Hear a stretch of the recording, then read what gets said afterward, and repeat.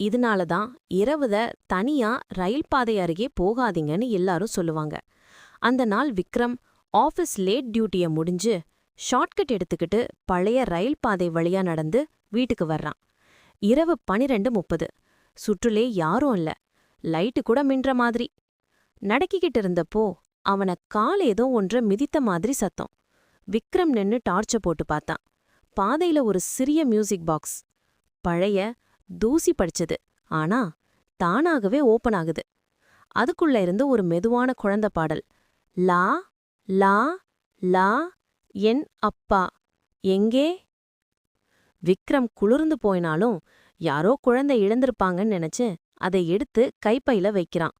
வீட்டுக்கே வந்து படுத்தா உடனே தூங்கிடுறான். மணி 2:15.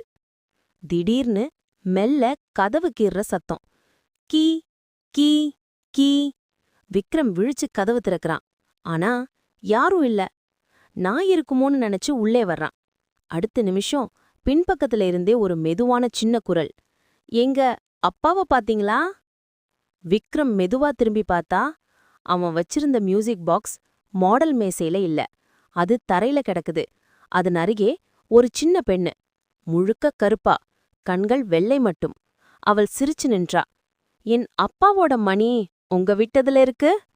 அன்று காலையில விக்ரமோ இல்ல. அவன் போனை கண்டுபிடிச்சாங்க. ஆனா ஒலிப்பதற்கு ஒரே ஒரு சத்தம் கூட இருந்துச்சு. லா லா